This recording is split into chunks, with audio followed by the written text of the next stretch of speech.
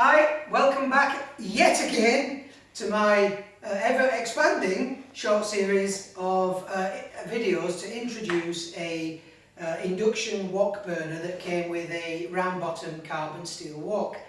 Today I will be mostly preparing Chinese beef curry. Now to kick-start I need to prepare the beef, and this beef I think was quite a cheap cut, and as such I already marinated it in bicarbonate of soda for about 20 minutes, quite a lot more than normal, and then I rinsed it well. After that I added dark soy sauce, light soy sauce, pepper and sesame oil. And now I'm going to pre-fry it, about 80% done. To prevent it sticking in the wok, although I fully expect it to stick because meat like this tends to, I'm going to just drizzle a little bit of oil in there just to loosen up the separate pieces so they don't all clump together.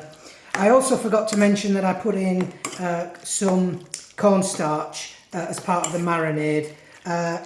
The bicarbonate of soda and the cornstarch are tricks that the UK Chinese takeaways use to soften up tough meat. So, wok on. Fingers crossed we don't get too much sticking, but I've got some steel wool ready. It'll come off easily.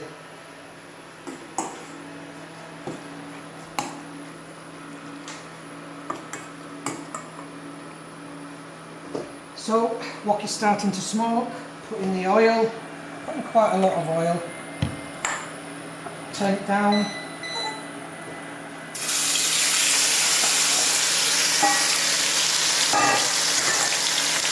I'll let it sear so not as to tear it away from the wok.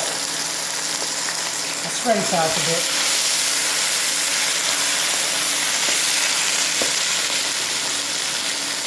Bit more oil.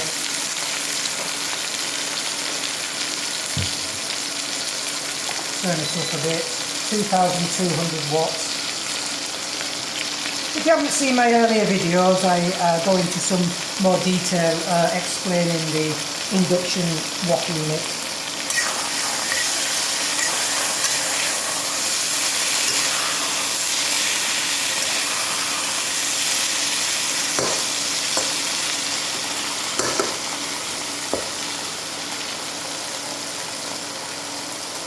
So the cornstarch, as part of the marinade, puts a seal around the meat while it's quickly frying and retains a lot of the liquid that would otherwise be lost. And the bicarbonate of soda is a chemical process which softens the protein strands in the surface of the meat. So those two actions I'm hoping will help with the toughness of this beef.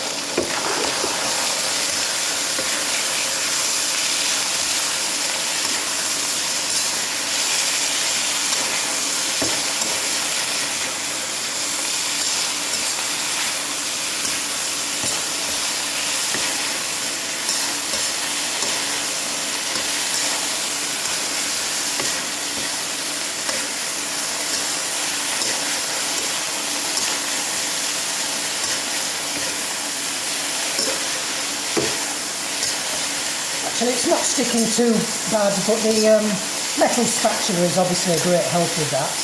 Right, that's enough. I'm actually going to cook it slightly in the sauce as well. So this is going to go back in this pan. And don't worry that this is the pan from where the uncooked meat came from, because as I say, it's only 80% cooked and I'm going to finish off the job in a second in any case. So welcome back to the second part where I'm now going to sear the ingredients that are going to go into the Chinese sauce. For your information, the Chinese sauce is already, this is the curry sauce, is already pre-prepared. I actually bought that. The brand is Goldfish brand from the UK. You can actually make your own, and I once did, and it was almost the equivalent of that, but it was a lot of trouble to go to. That's just keeps things simple. So now I've got the onions ready, I have carrots that I've pre-boiled. I like big chunky carrots, so I've boiled them nice and soft. And I've got the beef that I just pre-fried.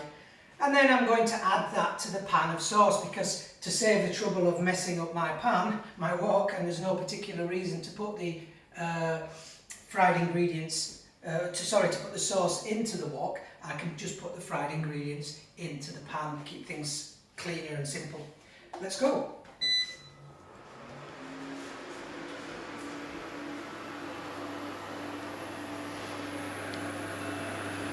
So I'm just waiting for smoke point, which comes very quickly. And I'm going to cook quite hot this time because I'm just searing. I really want to burn things really.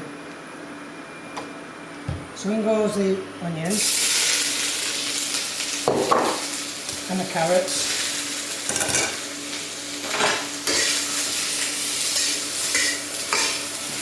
I'm going to turn it down because I'll end up with a room full of smoke if I don't.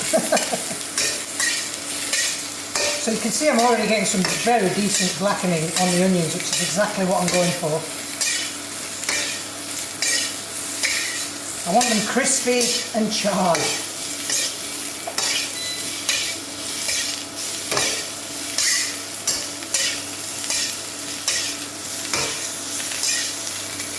Put the beef back in.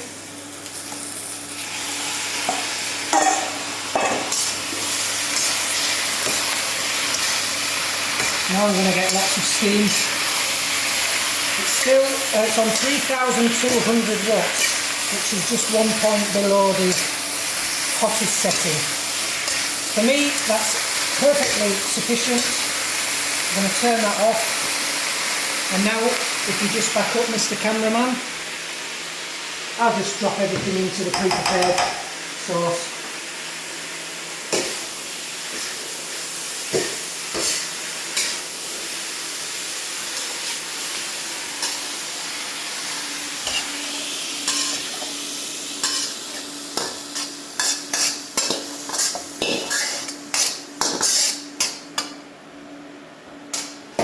There we go. Stir that in.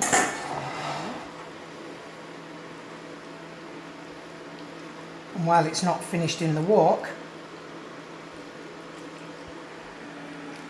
I can pop that back on the hob if needed. It's not actually needed really, but there is my some people may prefer more sauce, to your preference. It's quite a lot of sauce, but it's hiding at the bottom. There you go. That's Chinese beef curry. So immediately after finishing, I realised I'd forgot to add the often added green peas, but no big deal. Those could be added straight to the pan and warmed up in the pan with everything else. So I topped it off with some garlic, chilli, salt and pepper chips. Awesome. Happy eating.